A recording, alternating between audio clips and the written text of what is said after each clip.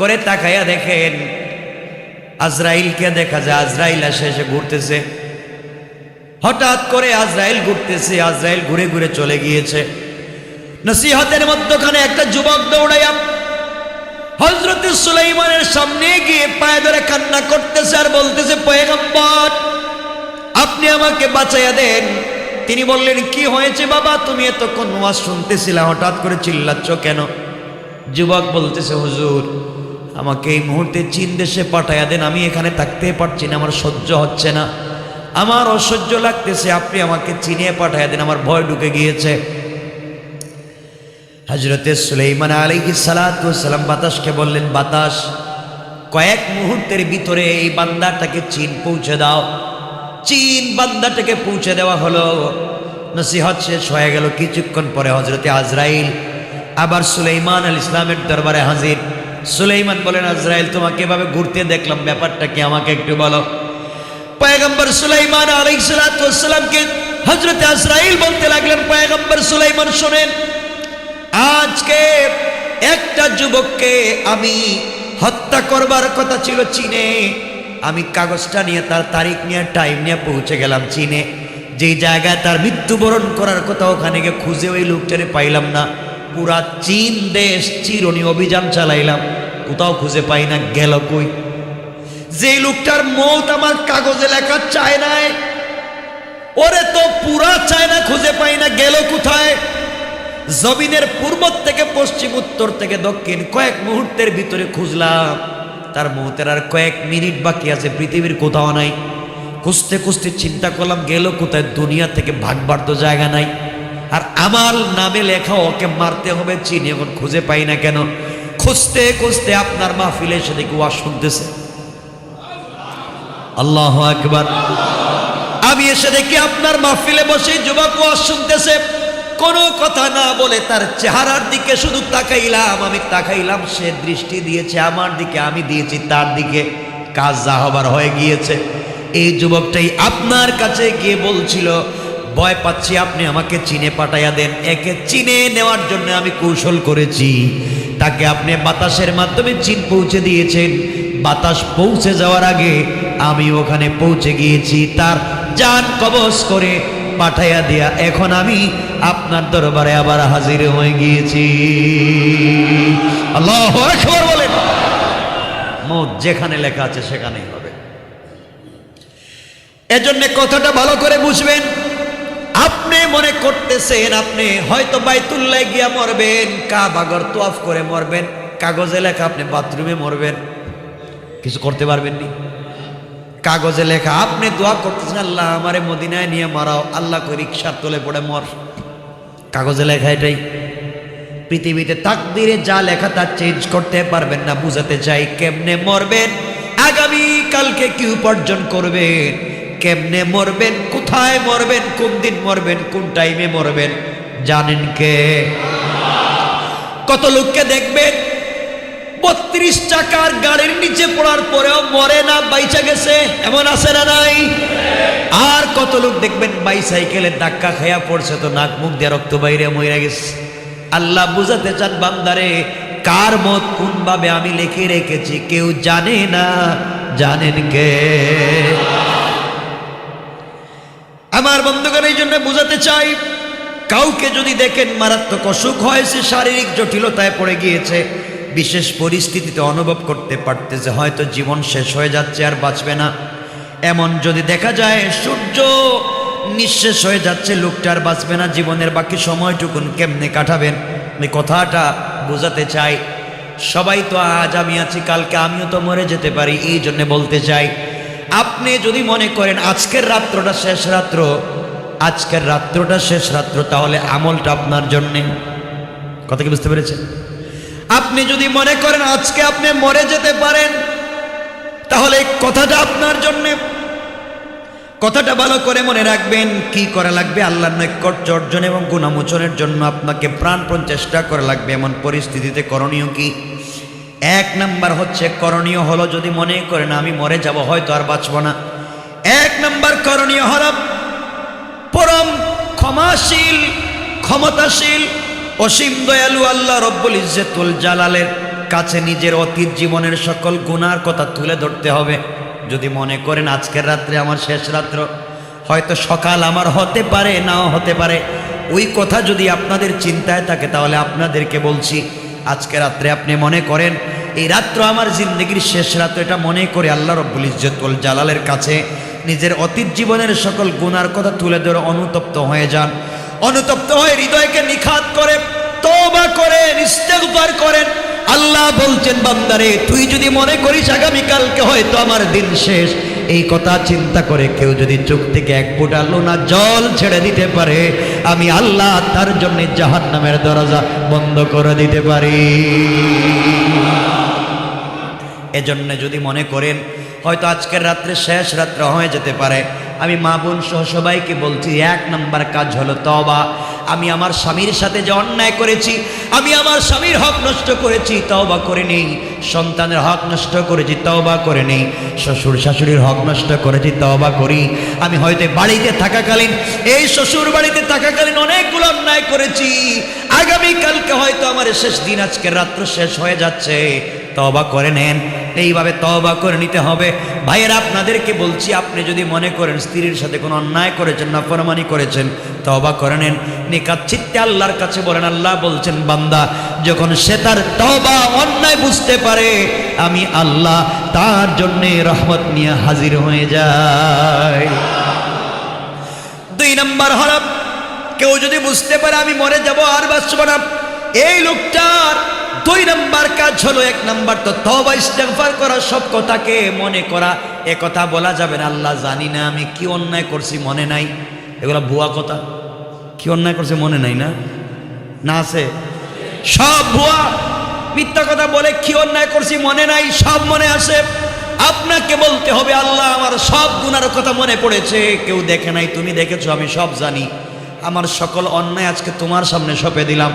রব তোমাকে সাক্ষী রেখে বলছে যদি আজকে রাত্র শেষ হয়ে যায়, আগামীকালকে নাও বাঁচতে পারি, সকল অন্যায়ের জন্য তওবা করলাম, তোমাকে সাক্ষী রেখে কালকে আর অন্যায় করব না। আপনি যদি বেঁচেও যান, আজকে রাত্রের আগে যত গুনাহ করেছিলেন সব মাফ করে দিবেন আল্লাহ। 2 নম্বর হল আল্লাহর সাথে সম্পর্কের ক্ষেত্রে দুর্বলতা, অতীত জীবনে ঘটে যাওয়া ত্রুটি বিচ্যুতিগুলোকে যথাসাধ্য অধিক পরিমাণে নফল ইবাদত বন্দেগী নেকি কাজের মাধ্যমে ভরপুর করে দেওয়া। অতীত জিন্দেগিতে যদি অন্যায় হয়ে যায়, অতীত জিন্দেগিতে ত্রুটি বিচ্যুতি আমাদের আছে না নাই? কথা বলেন, এমন কি কেউ আছেন হাত উঠে বলতে পারবেন আমার অতীত জীবনে কোনো ত্রুটি নাই? পৃথিবীতে এমন কোনো জিন্দা ওলি পাওয়া যাবে বলে আমারও জানা নাই। যদি পাওয়া যায় তো আমি সবার আগে তার কাছে গিয়ে মুরিদ হইতাম। কেউ বুকে হাত দিয়ে বলতে পারবে না আমার জিন্দেগিতে কোনো ত্রুটি বিচ্যুতি নাই, 100% আছে। সুতরাং এটা মনে করেন আমার জিন্দেগিতে ত্রুটি বিচ্যুতিগুলোকে যথাসাধ্য পূরণ করবার জন্য অধিক পরিমাণে নফল ইবাদত জিকির আজকার করে রাত্র কাটাইয়া দেন, তাসবিহ জিন্দেগি বন্দেগি করে আজকাল রাত্রে কাটাইয়া দেন। আর মনে মনে বলেন আল্লাহ হয়তো জানি না আগামীকালকে বাঁচবো কিনা, আজকের রাত্রে আমানত পেয়েছি আল্লাহ তাআলা, আজকের রাত্রে তুমি আমাকে ফুরসত দিয়েছো, 1 মিনিটও হেলায় খেলায় কাটাতে চাই না, এই জন্য সারা রাত বন্দেগি করে কাটাইয়া দিলাম। আল্লাহ বলবেন বান্দারে তোর ভিতরে মৃত্যুর ভয় ঢুকে গিয়েছে, জাহান্নামের ভয় ঢুকে গিয়েছে, আজকে রাত্রে বিছানায় পিঠ লাগাও নাই, আর আমি আল্লাহ ওয়াদা দিলাম তোমাকে জাহান্নামের কোনো দরজা দেখাবো না। আল্লাহু আকবার বলেন। 3 নম্বর যে কাজ করতে পারবো, 3 নম্বর সাধ্যমতো কোরআন তেলাওয়াত করা, বিশেষ করে লা ইলাহা ইল্লাল্লাহ। মনে রাখবেন কি বলছি, লা ইলাহা ইল্লাল্লাহ, লা ইলাহা ইল্লাল্লাহ মুহাম্মাদুর রাসূলুল্লাহ। দোয়া তাসবিহ জিকির আজকার অধিকভাবে জিবাকে সজীব রাখবেন। আপনি মনে করবেন আমার মত যদি আজকে রাত্রে হয়ে যায় আগামীকালকে না বাঁচতে পারি, আমি আল্লাহর নামের জিকির করে করে রাত্রে কাটাইয়া দেব, তসবিহ পড়ে পড়ে কাটাইয়া দেব। রাত্রের ফেরেশতারা আল্লাহর কাছে বলবে আল্লাহ এই বান্দা 60 বছর সারা রাত ঘুমাইছে, হঠাৎ করে আজকে রাত্রে ঘুমায় না, শুধু তোমার নামের জিকির করে, তার দিলের ভিতরে যদি মরে যায়। আল্লাহ বলবেন ফেরেশতারা ওর জিন্দেগির শুরু থেকে আজ পর্যন্ত নাফরমানির যত খাতা আছে সবগুলাকে একবারে ব্লক করে দাও, ছিঁড়ে ফেলে দাও। আমার বান্দার নামে নাফরমানের কোনো খাতা রাখা যাবে না। আজকের রাত্রের ইবাদতের মাধ্যমে পুরা পিছনের জিন্দেগি ইবাদত দিয়া ভরে দাও। 4 নাম্বার যে কাজ করতে হবে, 4 নাম্বার হলো আপনি যদি মনে করেন আজকে আমি মরে যাব, সকালবেলা আমাকে কবরে মাদফুন করা হবে, কবরে শুইয়ে রাখা হবে, এই কথা চিন্তা করেন। কবরের অন্ধকার, হাসরের ভয়াবহতা, জাহান্নামের সেই মর্মস্পর্শী শাস্তি ইত্যাদি ভয়ের কথা আল্লাহ নিকট ক্রন্দন করে বলেন, আল্লাহ কবরের ভিতরে আযাব আমি কিছুই বুঝি না, আয় আল্লাহ হাসরের ময়দানের শাস্তি আমার সহ্য হবে না, আয় আল্লাহ জাহান্নামের শাস্তি আমি কেমনে নিব, এই কথা বলে কান্না করেন, আল্লাহর নিকট ক্রন্দন করেন, তার নিকট আশ্রয় প্রার্থনা করেন। আল্লাহ বলছেন যারা আমাকে ভয় করে আমার কাছে আশ্রয় প্রার্থনা করবে, আমি বুঝবো আমার বান্দার কারো কাছে আশ্রয় পায় নাই, কেউ তাকে আশ্রয় দেয় নাই, এই জন্য দিন শেষে আমার বান্দা আমার কাছে চলে এসেছে, আমার কাছে আশ্রয় চায় ফেরেশতারা। বান্দার কোনো কথা তোমাদের শোনা লাগবে না, স্বয়ং আমি আল্লাহ শুনবো, আর আমার বান্দার আশ্রয়দাতা আমি হয়ে গেলাম। এরপরে আমাদের যে কাজ করতে হবে, মনে যদি করে আজকে রাত্রে হয়তো আমার জিন্দগির শেষ রাত্র হতে পারে, আগামীকালকে নাও বাঁচতে পারি, এই কথা চিন্তা করলে ঘুমাবার আগে যদি ঘুমাইয়াও যান অজু অবস্থায় ঘুমিয়ে যাবেন। আর যদি মনে করেন আগামীকালকে রাত্রে ঘুমিয়ে যাব, আগামীকালকে দিন বা নাও বাঁচতে পারি, 5-6 নাম্বার যে কাজ করবেন, গল্প গুজব বন্ধ করে দেন, খেলাধুলা বাদ দিয়ে দেন, বিনা দরকারে মোবাইল টিপি বাদ দেন, টিভি দেখা বাদ দেন, অনর্থক কথা অপচয় কথাগুলা বাদ দিয়ে যদি আপনি ঝিম ধরে বসে থাকেন, পাবলিক বলবে হঠাৎ করে সব বাদ দিয়ে দিল কেন, আপনার চিন্তা একটাই, আল্লাহ অনর্থক কথাবার্তা বন্ধ করেছি, গান বাজনা বন্ধ করেছি, টিভি দেখা বন্ধ করেছি, মোবাইল চালানো বন্ধ করলাম, শুধু চিন্তা আগামীকালকে বাঁচবো কিনা, মরে যেতে পারি, আল্লাহ জীবনে তো কিছুই করলাম না, হার্টবিট বেড়ে যাচ্ছে, শুধু গুনার গুনাহ। আল্লাহ রাব্বুল ইজ্জত ওয়াল জালাল রহমতের 10 জন ফেরেশতা দিয়ে পাঠাইয়া দিবেন, যারে আমার বান্দার চতুর্দিক বেষ্টন করে দাঁড়ায়া দে, আমার বান্দার দিলের ভিতরে যত চিন্তা করেছে সবগুলাকে আমি আল্লাহ বাস্তবায়িত করে সব গুনাহ মাফ করায়া জান্নাতের ওয়াদা দিলাম। আমার বন্ধুগণ, এরপরে যে কাজ করা যায়, 7 নাম্বার যদি মনে করেন আপনি মরে যাবেন, আমি মরে যাব, আগামীকালকে আর বাঁচব না, 7 নাম্বার যে কাজ করতে হবে, কারো সাথে যদি লেনদেন থাকে দ্রুত লেনদেন সমাধান করে ফেলতে হবে। একটা লোক আপনার পিছনে 5 বছর ঘুরছে, আপনি তার টাকা দেন না, কয়েক টাকা হয়তো 5 বছর ঘুরছে, কিন্তু আপনি টাকা দেন না, বলছেন টাকা পাস না, আজকে রাত্রে যদি হঠাৎ টেলিফোন করে বলেন, বন্ধু তোর কাছ থেকে 5000 টাকা আনছিলাম, বহুত ঘুরছোস, দেই নাই, আজকে ভয় হচ্ছে কালকে মরে যেতে পারি, দোস্ত যদি বেঁচে থাকে কালকে তোর টাকাটা দিয়ে দিব, আজকে রাত্রে মরবো কি না বাঁচবো জানি না, ভয় ঢুকে গিয়েছে, দুস্থ দেখবেন টেলিফোনে বলতেছে টেনশন করিস না, মরে গেলে সব মাফ। আল্লাহ বলেন তোর ভিতরে ভয় ঢুকে যাওয়ার কারণে আমি আল্লাহ আসমানে মাফের ওয়াদা দিলাম। এইভাবে দিলের ভিতরে ঢুকায়া দেন, লেনদেন থাকলে শেষ করে দেন, কারো হক নষ্ট করে থাকলে অনতি বিলম্বে তা মালিকের কাছে ফিরিয়ে দেন, কাউকে কষ্ট দিয়ে থাকলে, কারো প্রতি জুলুম অত্যাচার করে থাকলে তার নিকট ক্ষমা প্রার্থনা করেন, তাকে ক্ষতিপূরণ দিয়ে দেন, তার প্রতি কারো দাবি দেওয়া থাকলে আপনি আদায় করে দেন, অভিযোগ অনুযোগ থাকলে বিষয়গুলো মিটমাট করে দেন। এরপরে দান সাদকাকে আপনি বাড়াইয়া দেন, আর বলেন আল্লাহ হয়তো মরে যাব, আগামীকালকে বাঁচবো না, এই চিন্তা করে আজকে রাত্রে কিছু সাদকা করে দেন। আজকে রাত্রে কিছু যদি সাদকা করে দিতে পারেন, আল্লাহ বলছেন বান্দারে আমি যদি তোর উপরে রাগ করে কাগজে লিখে রাখি তোর মৃত্যুর সময় তোকে কষ্ট দেব, আর সাদাকাতু তারুদ্দুল বালা, সাদাকার মাধ্যমে তো মুসিবত দূর হয়ে যায়, সাদাকার মাধ্যমে আগামীকালকে যদি তুই মরে যাস তোর আমল নামায় মৃত্যুর সময় কষ্ট লেখা ছিল, এই কষ্ট দূর করে আমি আল্লাহ ভালো ভালো ওলিয়া উলিয়াদের মতো মত তোর নামে লিখে দিলাম। আমার বন্ধুগণ, এই কাজগুলো আমরা করতে পারি। এরপরে আমরা যে কাজগুলো করতে পারি, যদি মনে করেন আগামীকালকে মরে যেতে পারি, হয়তো বাঁচবো না, তাহলে মৃত্যুর পরে করণীয় কি সেই বিষয়ে আপনি উত্তরাধিকারদের কাছে ওসিয়ত করতে পারেন, নির্দেশনা দিতে পারেন। আপনি নির্দেশনা দিবেন আমার অমুক জায়গায় বাড়ি আছে, অমুক জায়গায় সিনেমা হল আছে, আমার অমুক জায়গায় এই আছে সেই আছে, ওইটা আছে সেটা আছে, তোমরা দেখে রাখো, অমুকের সাথে জায়গা নিয়ে মামলা আছে, ওর 2 নম্বর দলিল করে জায়গা দখল করছি, সব আপনি বুঝাইয়া দিবেন। এই সবগুলো বাদ দেন, মৃত্যুর সময় বাটপারি বন্ধ করে দেন। বলতে চান আপনি আমি আগামীকালকে মরে যাব, ওসিয়ত করেন, আমি মরে গেলে আমার সম্পত্তির কিছু অংশ তোমরা আল্লাহর রাস্তায় দান করে দিও, তোমরা আমার জন্য দোয়া খায়ের করো, তোমরা যদি না পারো এতিমখানায় দিও, আমার সম্পত্তি দিয়ে একটা মসজিদ বানায়া দিও, একটা এতিমখানা বানায়া দিও। তোমরা তো জানি তোমরা আমার জন্য দোয়া করবে না, তোমাদেরকে মানুষ বানাতে পারি নাই, মৃত্যুবরণ করলে যেন কবরে গিয়ে শান্তি পাই, তোমরা ভালো জায়গায় আমাকে একটা কবর দিও, আলিমুল আমাদের পাশে, মাদ্রাসার পাশে, মসজিদের পাশে আমাকে কবর দিও। এইভাবে যদি আপনার ভিতরে গুছানো কথাগুলো চলে আসে, গুনাহ মোচন করার জন্য ভয় ঢুকে যায়, আল্লাহ রাব্বুল ইজ্জত ওয়াল জালাল বলবেন, বান্দা তোর ভিতরে ভয় ঢুকে যাওয়ার কারণে আমি আল্লাহ খুশি হয়ে তোকে মাফ করে দিলাম।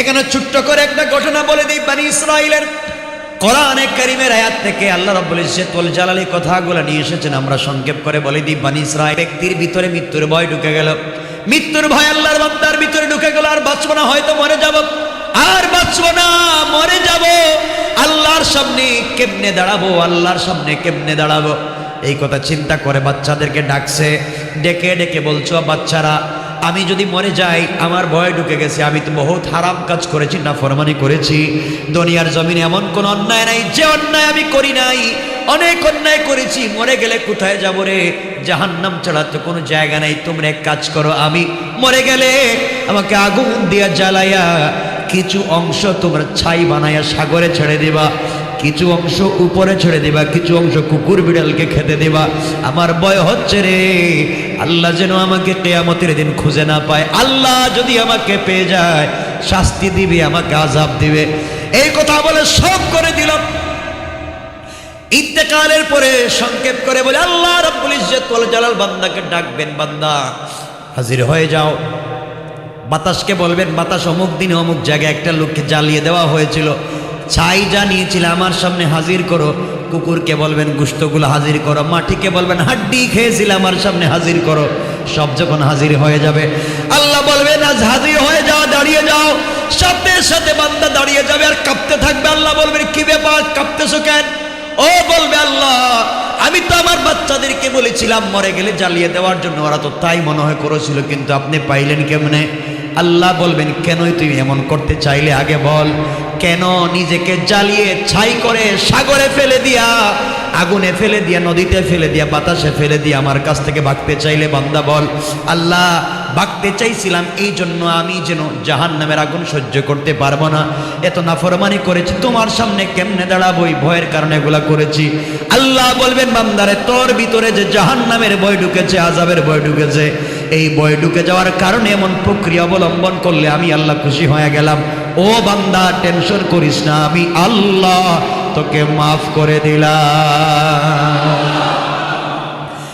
এজন্য আল্লাহ রাব্বুল ইজ্জত ওয়াল জালাল মাফ করে দিতে চায়। আপনাকে আমাকে সেই মাফির পথটাকে খুঁজে পেতে হবে। আমরা এই মাফির পথে যেতে চাই কি চাই না বলেন? সবাই বলেন। এই মাফির পথে যদি আপনাকে আমাকে যেতে হয়, যে কাজটুকুন আপনাকে আমাকে করতে হবে। আল্লাহ বলছেন বান্দা মনে করো আজকের রাত্র তোমার জন্য শেষ রাত্র, তুমি মরে যাবে আর বাঁচবা না, এই কথা চিন্তা করে তুমি আমলে জিন্দেগি বানাও। আল্লাহ বলছেন যারা জিন্দেগিকে আমলে জিন্দেগি বানাতে পারে আর নিজের চেষ্টা শুরু করে দে, আল্লাহ বলছেন চেষ্টা শুরু করার সাথে সাথে তার আমল নামায় 10টা করে নেকি লিখে দেই। কোন সুবহানাল্লাহ। আমার বন্ধুগণ কথা তো আরো অনেক, সব কথা বলতে গেলে আজকে রাত্র শেষ হয়ে যাবে। ওখানে যেই কথাগুলো আমরা বলতে চাই সব কথা বলা যাবে না। কষ্ট হচ্ছে নাকি আপনাদের? রাত্র কয়টা হয়েছে? আমার ইচ্ছা ছিল আজকে কিছু বলবো একটা কথা, যে ওই যে অনেকে বলে আমার 4 বিয়ে করার তো অধিকার ইসলাম দিয়েছে, আমি বিয়ে করলে অসুবিধা কি আছে না? স্ত্রীর প্রতি স্বামীর দায়িত্ব কতটুকু, এটা নিয়ে আমরা আলোচনা করতে চাইছিলাম, কিন্তু যতক্ষণ কথা বলছি তত অনেক বলা হয়েছে। স্ত্রীর প্রতি একজন স্বামীর কতটুকু দায়িত্ব, এই জায়গায় যদি ওয়াজ করি আর কারো দ্বিতীয় বিয়ে করার চিন্তা করবেন না, দেখবেন একটারই দায়িত্ব আদায় হয় না, বাকিগুলোর আদায় করবেন কেমনে? তো যাই হোক, কথা তো লম্বা হয়ে যাবে, আমরা সব কথা বলবো না, শুধু এতটুকুন বলতে চাই। হজরতে জিবরিল আমিন রাসূল সাল্লাল্লাহু আলাইহি ওয়াসাল্লামের কাছে আসলেন। নবীজি বললেন আমি তোমাকে যতবার আমার নিকট আসতে দেখেছি তুমি দেখি খুব টেনশনে থাকো। জিব্রাইলকে বলছেন খুব টেনশনে থাকো, ব্যাপারটা কি? তোমার দুশ্চিন্তা যায় না কেন? কেন তুমি এত চিন্তিত হয়ে আমার কাছে আসো? জিব্রাইল বলছেন, এ রাসূলুল্লাহ, আপনার কাছে আমি আসি, আপনি আমাকে দেখেন আমি খুব টেনশন করি। কেন করি তা তো আপনি জানতে চান না, এজন্য আমি বলি না। নবীজি বললেন, বলো। জিব্রাইল বললেন, ইয়া রাসূলুল্লাহ, আমার ঠোঁট থেকে হাসি শেষ হয়ে যাওয়া, মুখের মধ্যে হাসি না ফুটার একমাত্র কারণ আল্লাহ জাহান্নাম যেদিন তৈরি করেছেন ওই দিন থেকে আমার মুখের হাসি চলে গিয়েছে। কে বলছেন? কে বলছেন? জিব্রাইল। ইয়া রাসূলুল্লাহ, আপনি জানেন না, যেই দিন আল্লাহ জাহান্নাম বানাইছেন ওই দিন থেকে আর হাসি আর আসে না। কেন? আপনি জানেননি জাহান্নামে কি আছে? নবীজি বলেন, বলো কিছু, যদি তোমার বলার থাকে কিছু বলো শুনি। হযরতে জিব্রাইল বলছেন, ইয়া রাসূলুল্লাহ, ইয়া হাবিবাল্লাহ, পয়গম্বরে আরবি, আপনি আমাকে অনেক দিন প্রশ্ন করেছেন কেন আমি হাসি না। আপনার সঙ্গে এত কথা বলি আমার ঠোঁট কখনো হাসি ফুটেনি কেন? এক নাম্বার কারণ হলো আমি জানি জাহান্নামের গভীরতা এমন, জাহান্নামের গভীরতা এমন পয়গম্বরে আরবি আপনি হয়তো জানেন না। জাহান্নামের মুখ থেকে একটা পাথর যদি জাহান্নামের তলদেশে নিক্ষেপ করা হয়, ওটা যদি জাহান্নামের মুখ হয়, ওখান থেকে যদি একটা পাথর জাহান্নামের নিচে ছেড়ে দেওয়া হয়, আর এই পাথর দ্রুত গতিতে যদি চলতে থাকে, এইভাবে 70 বছর চলে যাওয়ার পরেও একটা পাথর জাহান্নামের নিচে যেতে পারে না। পয়গম্বরে আরবি, এত বিশাল একটা জাহান্নাম, এখানে কেমনে আল্লাহ পাবলিককে জ্বালাবেন বিচারের দিনে? এই জাহান্নামকে 70,000 শিকল দিয়ে টেনে ধরা হবে। প্রত্যেকটা শিকল ধরে রাখবেন 70,000 ফেরেশতা।